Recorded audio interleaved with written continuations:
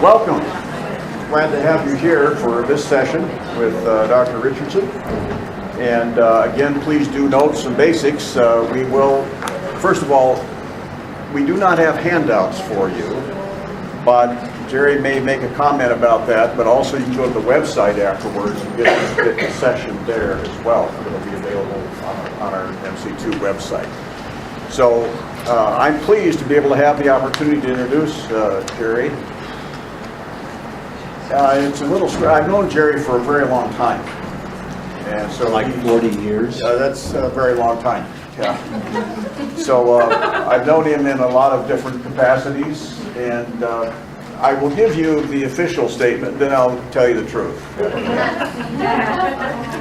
Jerry is an adult MK who grew up in Nigeria. As I recall, it was about the first 16 years of your life. And he has been serving. He's with the Mayo Clinic in Rochester, of course. He serves as a geriatric psychiatrist, hospice, medical director, and sleep specialist. That's why we're so close. I mean, all those things I need. His main extracurricular service has been working with missionary mental health and helping organize helping organize Christian medical and dental associations continuing education conferences for medical and dental missionaries. Jerry and his wife Linda have traveled. She's traveled with him on numerous occasions in Africa, Asia, and PNG, and they have 3 adult children. Those are the formal issues. I met Jerry a long time ago, and I'll spell out a couple of things that I recall. When I first met Jerry, I think you were a resident, just about completing your residency at Mayo in psychiatry. And I was serving in a church, doing an interim ministry where I was teaching, but then serving their church as well. So I had an opportunity to cross paths in a number of ways. But later, my father came down with Parkinson's disease, and it came to that point in time where he no longer could care for himself. There really weren't good options. I was working, of course. My sister was unable to care for him. My brother wasn't even in the same community. So we had to make some tough decisions.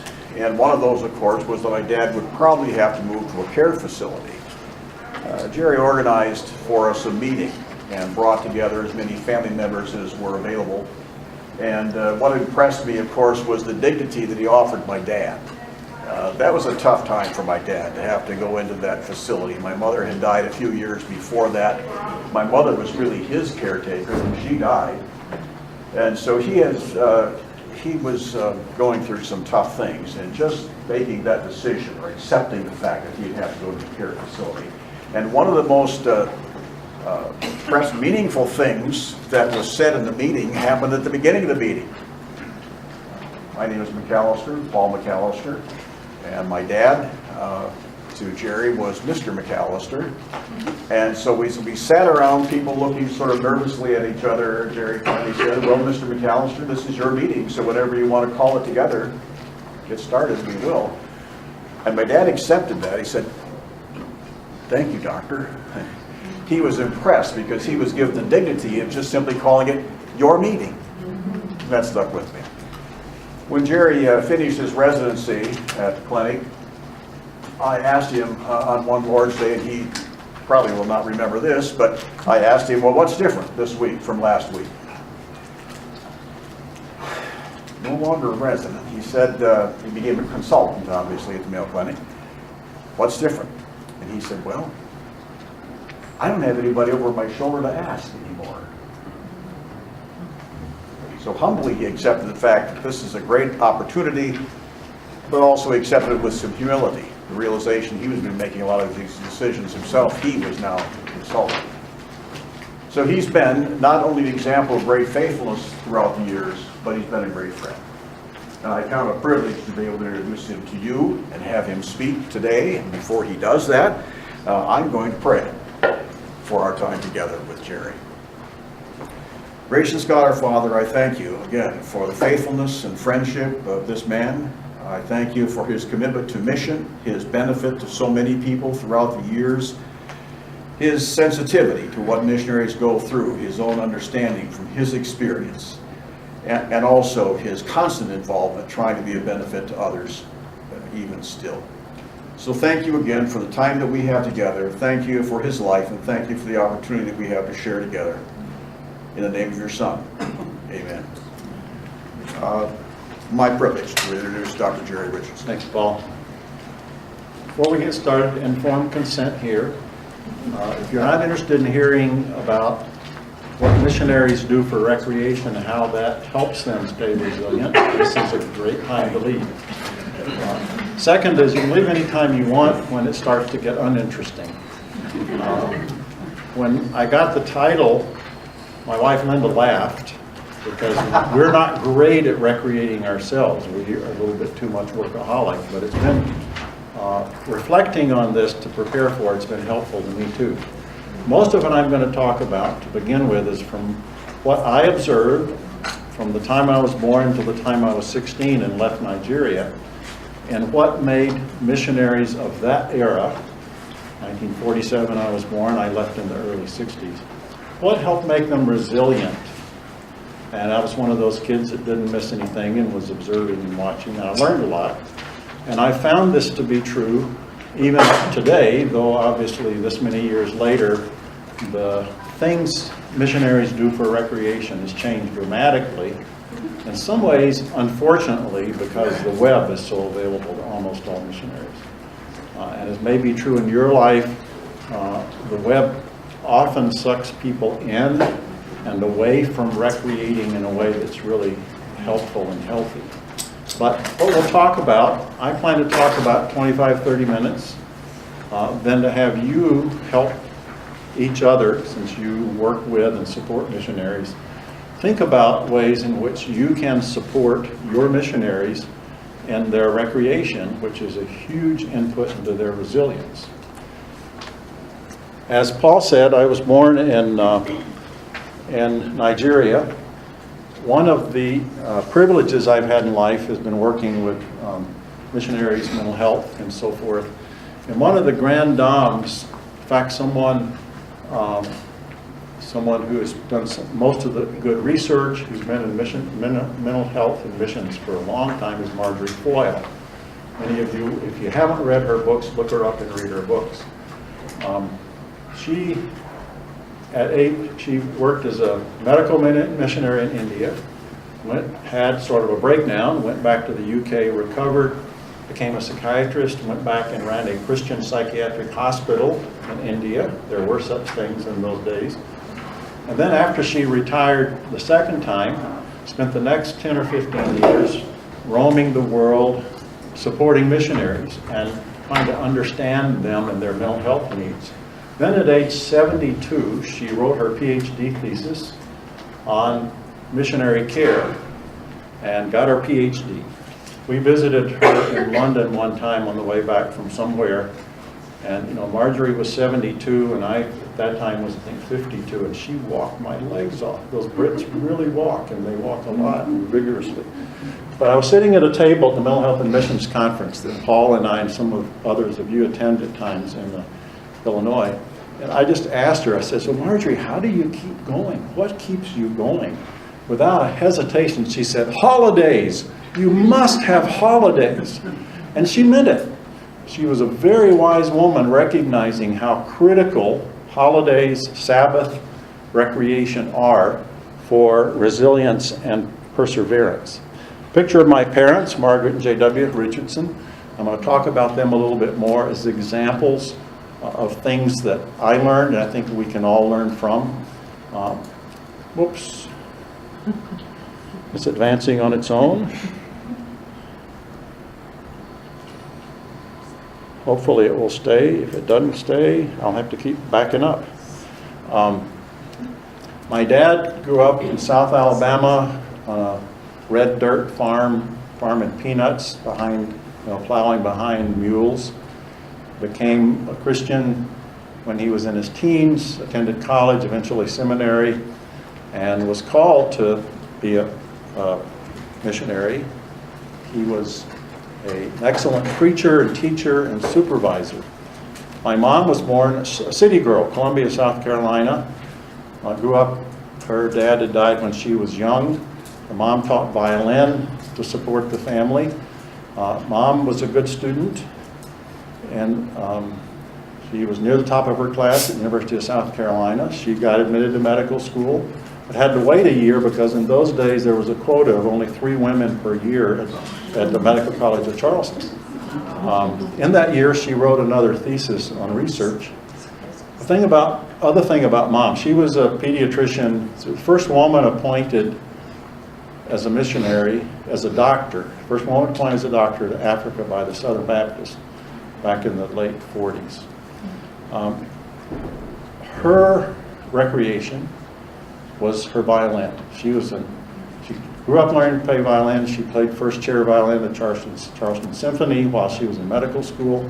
I still remember my dad carrying that violin under his arm, back and forth. You don't check these violins, you carry them. And I'm going to give you just a taste of what was important about the violin to her that I hope you can relate to people that you know and what it is that gives them an outlet, a sense of meaning, a sense of recreation. My dad had a great voice. He loved to hunt, taught me how to hunt, though actually Aunt Peggy, who was about this tall, had a sawed-off shotgun that was short enough for a small guy like me, and that's how I learned to hunt. But I still remember some of my favorite times as a kid was trying to keep up with his long legs through the bush as he was out hunting. I was the retriever. We didn't have retriever dogs. Margaret Sampson, my mom, her favorite piece to play was this meditation from the opera Thais. And I really didn't realize the reason it was her favorite for a long time until I heard the story. I'm not an opera fan, though every Sunday afternoon or Saturday my dad listened to the opera on the radio in Africa because that was his cultural connection. The story is that there was a Cenobite monk who confronted Thais, who was a hedonistic, beautiful courtesan and a worshiper of Venice, and attempted to persuade her to leave her comfortable, secure life of luxury and commit herself to follow Christ. An unusual theme in opera, but a theme that's there and it's very clear. And it's during a time when Thais was reflecting on this that this piece of music is played.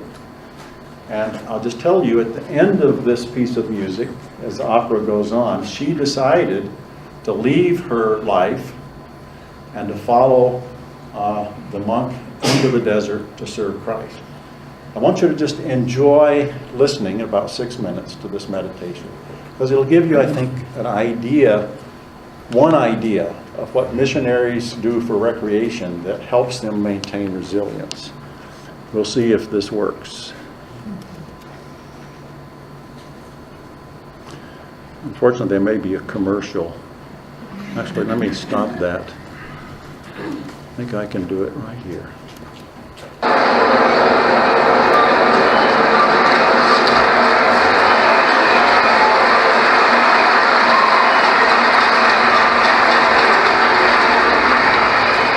I'll turn it down a little bit. So imagine my mom trying to consider her call to missions.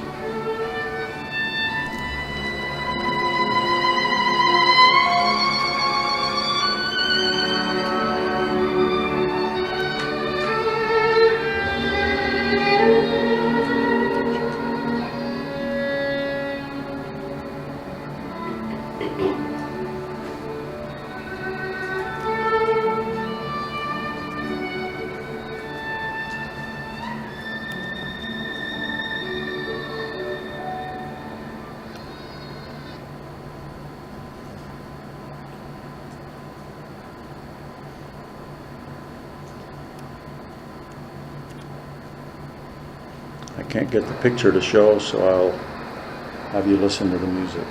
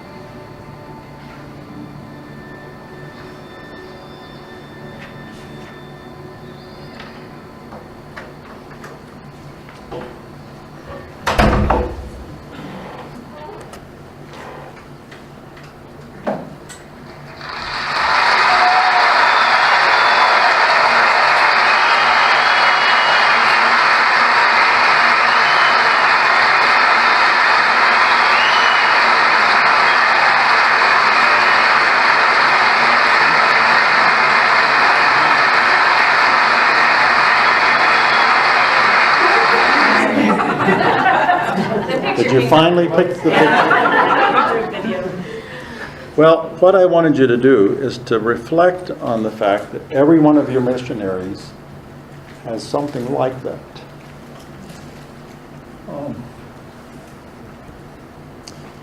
My dad, I think I told you, is a farm boy from South Alabama. By the time, when I was about 3 or 4, we'd come home for home assignment, and of course the kids would all sit on the front row while he was preaching at all the different churches. And I knew by the time I was 5 he could have dropped dead and I could have done his sermon easily for him. And this was his major theme or major thesis. And verse 15 is the one I want you to pay attention to. How can one preach unless they're sent? It is written, how beautiful are the feet of those who bring good news. Think about your missionary like that. Now, in my childhood, what I observed is that the missionaries, my aunts and uncles, missionaries, those that thrived, those that had resilience, had a very important recreation in their life. They weren't guilty about it. They didn't accuse each other of being, not strong enough Christians or not holy enough because they took time to recreate, even people who seemed that were workaholic. Those that didn't make it. I think as you're supporting your missionaries, keep that in mind in terms of holding them accountable, not just for their life with God and their life with their families, but their life in terms of self-care, including their recreation. Now, this was a list of what I remember: singing in a group, alone, hiking, picnicking, cooking out. A place where we lived had a sort of a huge hill that was a pile of rocks we'd have cookouts on. 42 Texas national game is a domino game that missionaries were, apparently it was okay to play. You couldn't play with cards, but you could play with dominoes. Tennis, table tennis, churning, ice cream churns, entertaining, having formal teas. Nigeria was a British heritage place, so formal teas were one of the things that went on. Storytelling, reading. That's just a short list, and I hope you're reflecting on the missionaries you know to see if you know what is their recreation. So very quickly, I'm going to move on to some of the major life stressors in missionaries and just ask you to connect the dots with the life stressors that we'll review quickly because this isn't my main topic, and where you think recreation might fit into helping with the problem. I'll highlight a couple of things about self-care, mostly moving pretty quickly to the importance of recreation and self-care, and then we'll have time to interact with each other. So what's resilience? Basically, the ability to cope with and bounce back from adversity. It's not something only missionaries need. We all need it, and we know people who have a lot of it. We know people in whom it's pretty brittle and shallow. Basically, research shows it isn't a rare quality found in a few extraordinary people. Everybody has it, and the issue really is how do we nurture it and grow it rather than have it wither away. Can you put that back to the full screen? Good idea. I didn't notice that. Thank you. Hopefully it'll...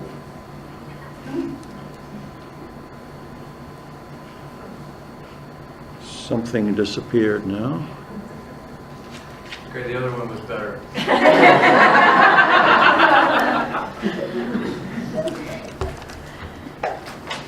See if it will recognize. I'm not sure if I have to unplug it and plug it in.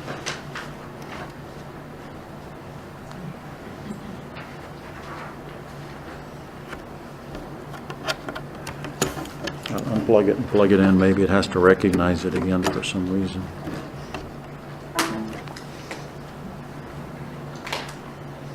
It's not recognizing my computer. Because there was an AV guy that came through. Let's see if I can find Ryan. I can try. But I'm a tech teacher myself. Okay. So it was showing, and then it all of a sudden Do you have? went back to no, oh wait, it's saying HDMI something. Is it on? Did you just move this one? Mhm. Oh, there it is. Computer screen. Okay, so it's found the computer screen. Let me And see where's if I can your- get back to this. And I can help you get it in the full screen. Opening it.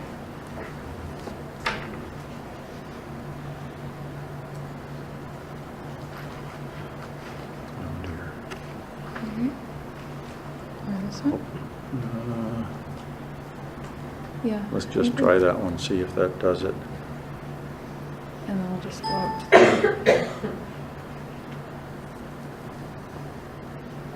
and then we'll just go up to slideshow and then just go to present once it opens it up. It just takes a while Okay. to get pictures. And while I'm waiting, so the issue of resilience isn't just that a few people have it. It's just a few people have been blessed by God or learned how to nurture it.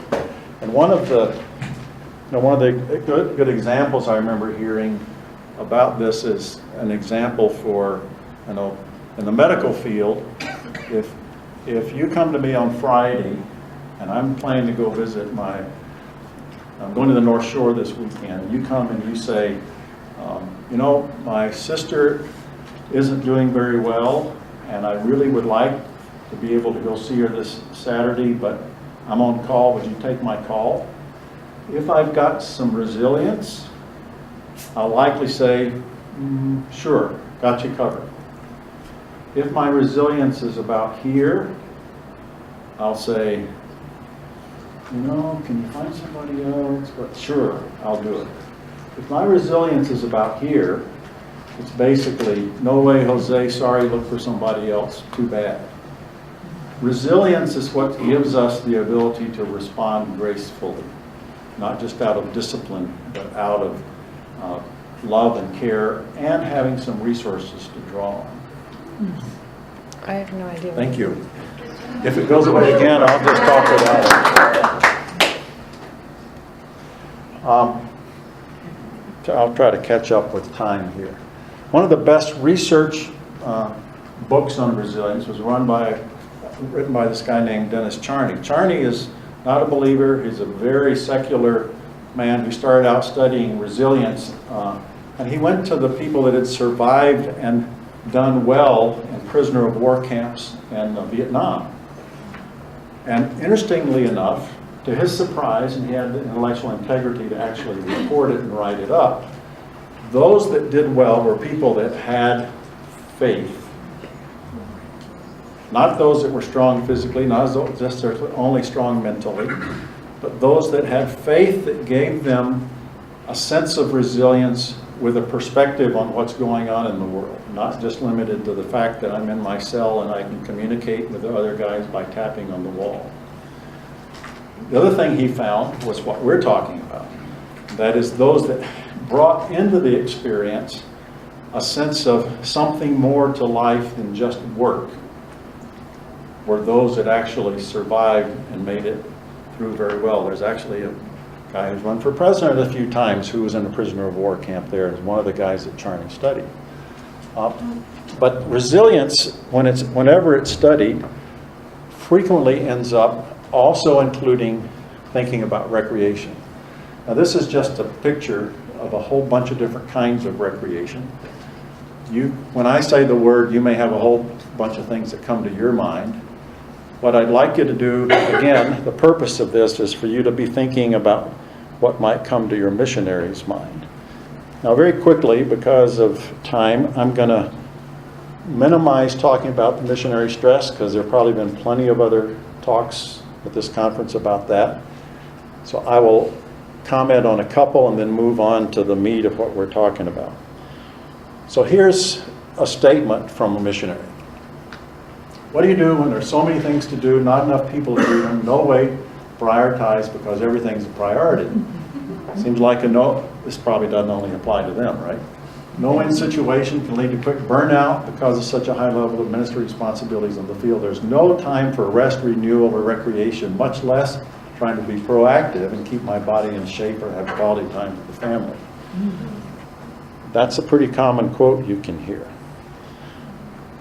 Beginning in the 70s, and you've seen this research, Dorothy Gish studied major sources of missionary stress. You can read it more quickly than I can read it, but basically, frequently, it's interpersonal relationships. If you look down the list, mostly interpersonal relationships. And again, if someone has resilience in their life, they're much more likely to have healthy interpersonal relationships. Whether it be with other missionaries or people of the host culture, standing in line waiting hours and hours to get a driver's license, etc., etc. In fact, there's a guy named Philippe Smith who works in a country I can't mention, who has decided standing in line, like you do in some communist countries forever, is actually an opportunity. So he stands in lines for hours, visiting with people, makes friends, witnesses to them. Standing in line, if you're a resilient person, is like an opportunity. Instead of, for me, I wouldn't likely deal with it that way.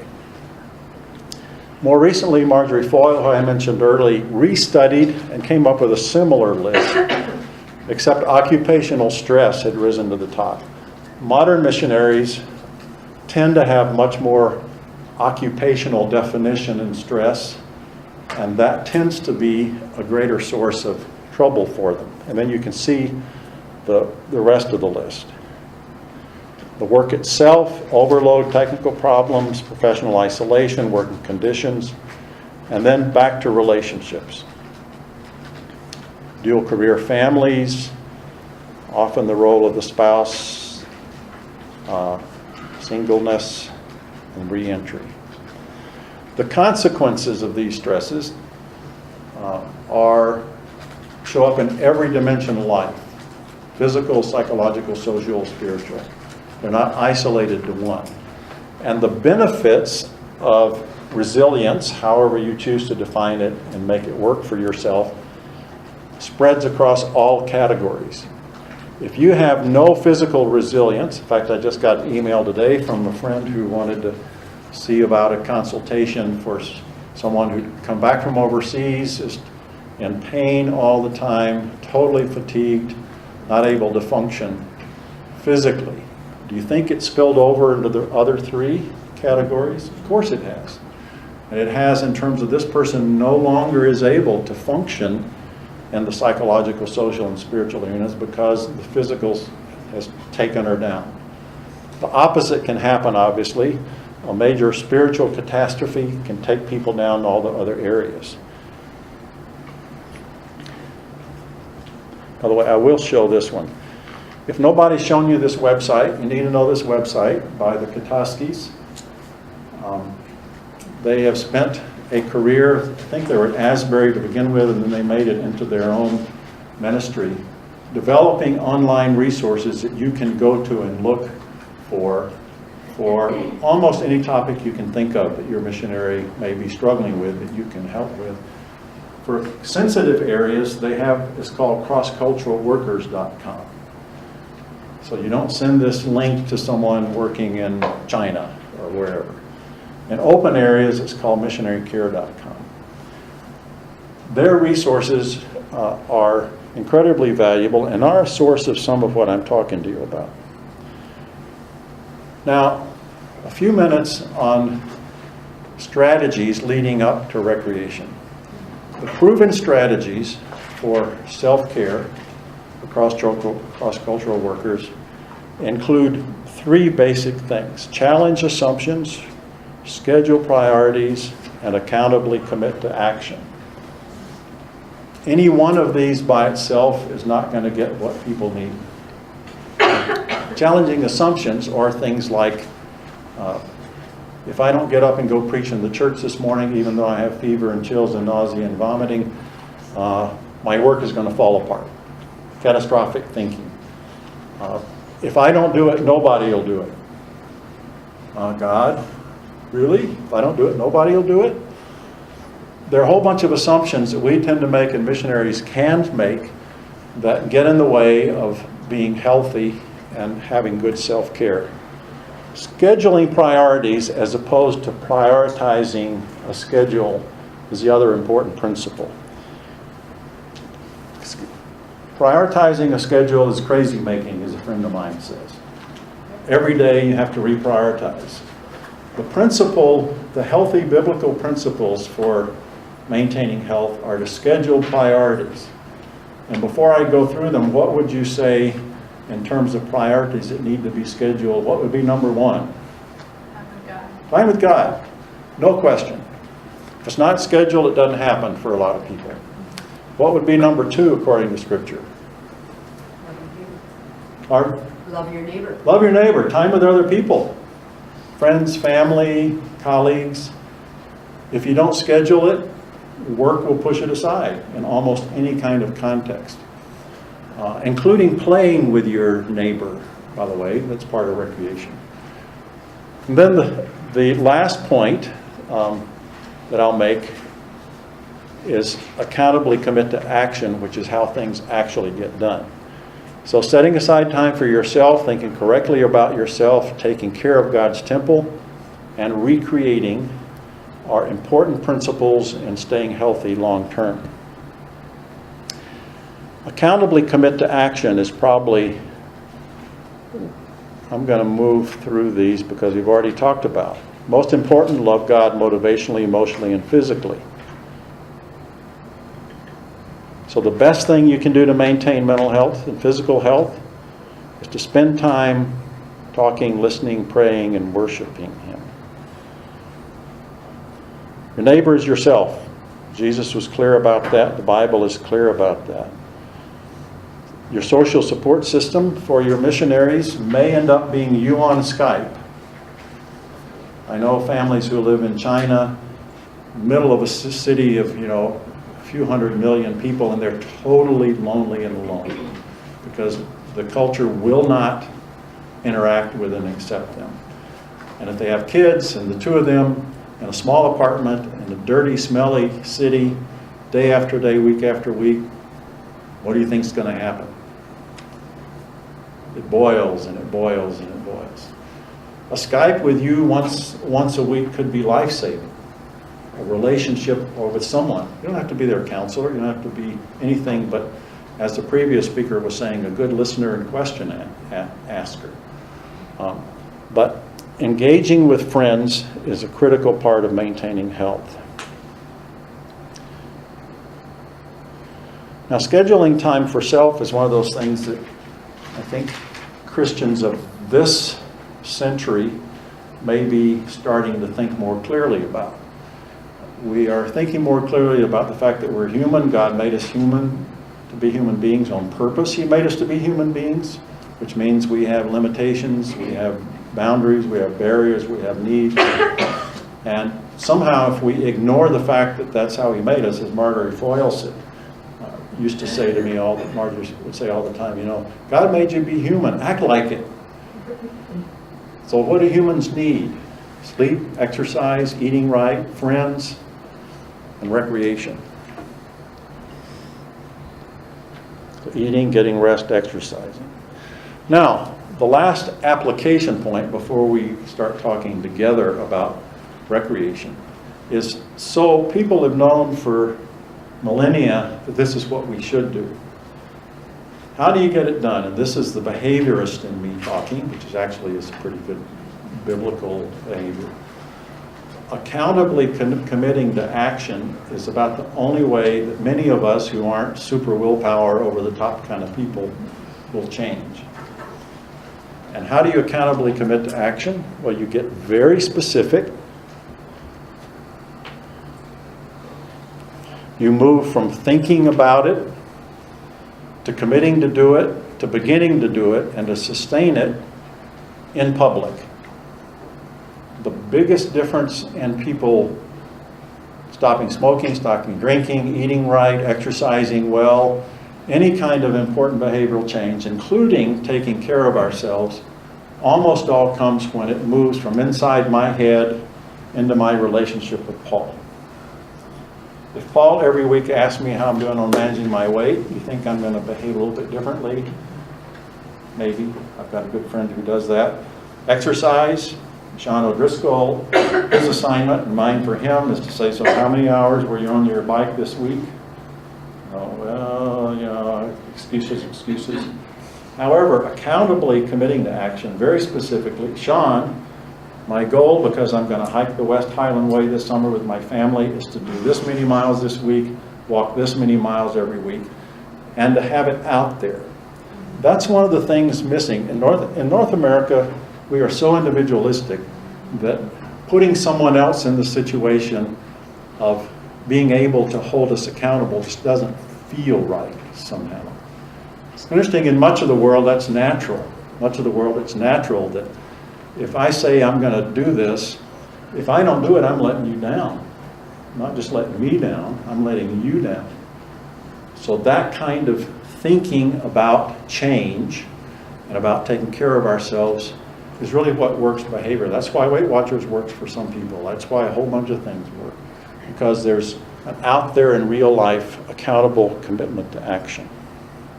Find ways to remind yourself. I have this thing which unfortunately reminds me every day at a certain time, it's time to quit and go home.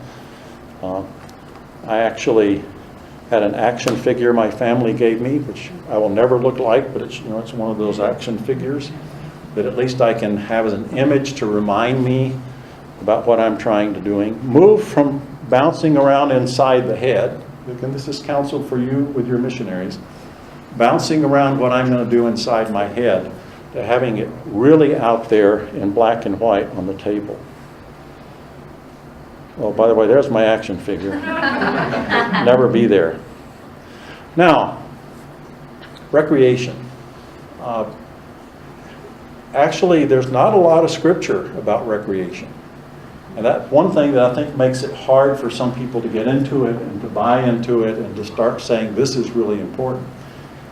However, whether you call it recreation or not, Jesus was pretty clear on the importance of recreating, taking time by himself with the Father, going off to rest, having people come away with him because of the busyness and so many people. He invited us to rest. And there are more scriptures, but we'll kind of stick to these. Now back to recreation and resilience. So the definition of recreation is something that's agreeable. It's diverting. It affords relaxation and enjoyment. Now, how many of our Christian brains say those are really, really good words to have in our heads? I think we have to be careful because it's easy to say, well, it's agreeable, it's enjoyable, it's a diversion. You know, am I really redeeming the time well if I do those things? Because we're kind of into this redeeming the time thinking, at least my generation was. Some of you younger generations are perhaps more fortunate about that. Restoration, again, is the act of renewal, revival, getting back to a state, if I've let myself slip away, of being fully resilient and full of life and energies. Coming back to something original. We're never going to get back to Adam and Eve in this life before the fall. But that doesn't mean we can't kind of wish we could, or hope we could, or wonder if maybe that would be a way that would be God-pleasing, to be living that full of life and energy and creativity and joy and health. So again, resilience, as I've talked about, is the power to return back to a healthy state when there's been some pressure, stretching, elasticity. The ability to recover from illness, depression, adversity, and so forth. And the best evidence on resilience is that it's not something you build at the time you need it. You have to put it in the bank if you're going to draw on it in a time of stress and distress. And that's why all these things are so important in terms of recreation. Time with God, time with others, exercise, eating right, and so forth, all are great. If there is no fact, one of the interesting questions I asked, I work in the Office of Staff Services as a volunteer at the clinic. We get burned out physicians coming in all the time. And one of the questions I asked after a while, so what are you doing for fun? And I get this blank stare. That's a great question to ask your missionary. What are you doing for fun? Regularly, not once a month when you happen to get a little while. What are you doing for fun very, very regularly? And this, again, is a list. You can make up your own list, and we're going to take a few minutes and have you kind of shout out things that are on your list in a minute. Nowadays, there's a whole bunch of sports people can do, even in the mission context, if they're not totally isolated. Eating together, entertaining, going to the theater, lots of ways to play. Horses, dogs, cats. I had a horse growing up, which was one of the delights of growing up in the mission field. Reading in book groups. Be creative, and if your missionaries are stuck, help them be creative in how to get fun and recreation into their lives. Now, I'm just going to give you kind of a quick visual picture, and I'll maybe make a brief comment on things that missionaries I know do for recreation. Churning an ice cream churn. This happens to be in my backyard, but that's the idea. Horses, young and old, motorcycle riding, World Cup. I got to go to the World Cup 2 years ago. Music, puppies. Now, this is not a great example. I was visiting some missionaries in Kigoma. I guess it's running on it. Some missionaries in Kigoma, Tanzania, and I took this picture when everybody was, there was a chance to talk and visit and relax. What is everybody doing? Catching up on their email and on the web. Not that it's wrong, but if you talk to your missionaries now, just like in your life, the burden of email communication has risen dramatically. And if you can free them from that somehow, give them permission to cut it back, give them permission not to respond to every email you send, encourage them to say, you know, your newsletter is wonderful, we'd love to get it. If I have an important question, maybe I'll ask it, but unless it's someone who really likes, if you're a Facebook person and like being poked, that's a whole different story, I guess. But the internet has really removed recreation from a lot of people's lives, especially in the mission field, where frequently that's their only access to the outside world. Cooking classes, good food, picnics, cruises. If you happen to, you know, it's interesting how many missionaries can be guilty. We had a missionary in our home not long ago who's from Japan, who has a cabin up in the mountains in Japan. He and his wife were born there, grew up there, third-generation missionaries, and he's kind of almost ashamed to tell the church they have this wonderful cabin and this wonderful place in the mountain that they can go and they can really get renewed. I said, Jim, that's an example the church needs to hear. Tell us about it. Don't feel guilty about having fun, having something that you enjoy. The beach, games, table games. This is, I couldn't get a picture of a missionary, so this is my son in Tucson playing chess and roasting coffee. Roasting coffee is a wonderful pastime if you're a busy person.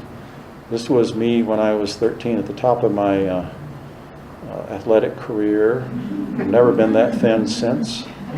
Playing in a band at boarding school, plays. So basically, the point that I'm trying to make is that it's critically important, among all the other spiritual disciplines that we encourage people to do and all the mental health disciplines we encourage people to do, to encourage our missionaries to be pursuing recreation. And in the few minutes we have left, I want to, we can turn the lights on if we could. I want to hear your ideas from your missionaries, what your experience has been, because you may be able to say something that'll help somebody over here that they haven't thought about. Yes, ma'am. Yeah, one thing that happened with one of our missionary families on furlough. Can you hear, or does she need to stand up? Can I shout? Shout. When is one of the people in our congregation has a cabin, and they offered that cabin for a week to them when they came off of the field. And it was, you know, they were so blessed. They still talk about that. Yeah. Well, helping them recreate in a home assignment is fantastic, because you may have resources that they need. Other experiences or ideas about how to nurture this? I know it's a strange topic for a religious conference, but Just sort of a question, I guess, for the group. So our daughter's a translator with Wycliffe, and there's a lot of pressure to not be particularly open because, oh, you're not a good steward. She's very careful about what she shares, and nothing public. It's more to private notes maybe or whatever. About? Well, recreational things. So she has the opportunity. She had given up equine horses and stuff when she was growing up, and she was very skilled. And she gave that up to do what she's doing right now, and actually the Lord has brought it back to her in the current opportunity. But she doesn't really want to share that too much. It's a little bit. There's pressure. So I was curious, how do other people deal with that? Because there's this stigma that, that's my money, you better be, saving souls every 24/7. Yeah, how do you deal with it? missionaries are really, really wealthy people, of course. I don't know so much from the missionary standpoint, but our pastor is very open. One thing that he does is he builds with Legos. That's his relaxation time. And actually it makes him seem more approachable. People are like, oh, I can relate to that. Or, he has fun too, kind of models that. I think as someone who was on the field for a small period of time, if the people supporting me had said, take a break, I would have gladly taken a break and told them how I used that time. But because that permission was never blatantly given, you end up in an awkward place of keeping it hush-hush. So I think it's a matter of open communication and just saying, we want and expect you to do this. Good suggestion. Yes, sir. This is precisely why we have this conference and why we have this workshop. Yeah. We'll take it back to the churches. Yeah. One way we were really blessed on the field was my father-in-law, who was also the pastor of the church, one of our supporting churches, would send down to us recorded Packer football games. And my husband would invite everybody over, of course. It wasn't always the Packers. And that was such great relaxation. I don't know why they didn't send me, professional ice skating. But You could have asked. I should have. I was taking care of the kids or something. But You're right. yeah. I think people may be afraid to ask That's true. because they don't know how we're going to respond. Yeah, it really never did even occur to me at the time to ask for that. So yeah, maybe we should ask our missionaries what would really bless them. I know with the internet you can get a lot more nowadays, but we had no TV, no resource like that, so it was a blessing. We have friends that are member care workers in Europe, and I know they deal with this issue of keeping it quiet, but they've let us in on it at least. But what they do is when they need to come home, they take transatlantic cruises across, and going home and going back. And it's really quite reasonable if you can schedule it that way that you can do that. And so going back, they have that time to decompress. And then coming back to the States, they can decompress. That's a great idea, and I think underutilized, because in my parents' era, that was the way you went. Yeah. So there were 2 or 3 weeks of getting over being in the U.S. and getting ready and the other way. Of course, when I was, I think, 7, we had a 53-day cruise on a boat that I think drove my folks crazy, but as a kid, like 53 days on the ship with Norwegian sailors showing me how to throw a knife and go but there's a huge amount of renewal that can happen as opposed to getting on a plane and then getting off 12 hours later in a totally different time zone. Good idea. We're parents of a daughter and her husband and a 1-year-old granddaughter who just went to China. And they're probably going to be gone for 5 or 10 years. So I just am so thankful for this whole conference, so that we know as parents the questions to ask and things to encourage our children. And I would just encourage everybody to include the parents of all missionaries in all this education. It's going to be great. I have a much better outlook on things now that I know how I can be an encouragement. We were missionaries in northern Pakistan with team, and we were therefore in the northern part of the country, and it was all mountains. And everybody camped, and everybody hiked. I mean, everybody. And we had this one single gal, she was a physical therapist from Michigan. She usually went with my surgeon friend and his family. And I mean, she had to get in shape because they hiked up these steep mountains at 12,000 feet, thin air, and I mean, so everybody did that. The other thing is, among other mission agencies, we would go on week-long vacations at the beach near Karachi on the Arabian Sea. There was no electricity. We heated on gas. Water was brought to your tank of water on the roof by a camel. And you got away from everything for a whole week, and everybody did it, and you know, it was just wonderful. But we had to prioritize getting away as families and getting exercise, and we would often do it together as families. So that allowed us to survive in that kind of stressful environment. Scheduling it, making it happen. Yep. This where it's time to head over to hear Laura May. Just about, yeah. Let's pray together, but please do take time to fill out that evaluation sheet. And this is a helpful session, and help our churches understand that it's not just stewardship of the money they send that we're interested in, it's stewardship of the lives being sent, the missionary life, and this plays an enormous effect in that. We are asking our missionaries to be responsible for the stewardship of their lives, thus enhancing the total mission of the church, and also preserving the great gift that God has given. Let's pray together. Father, we thank you for your grace. We thank you for your mercy. We thank you for the challenge that you set before us to live our lives in your service, but also to take care of the lives that you've gifted us with. Thank you for the blessing of this time together. Bless everyone here as we share together in the magnificent obsession of serving you. In your Son's name, amen. So if you want a copy of the redacted slides, you can email me. My email address will be on the site, but I'm going to post them on the site as well.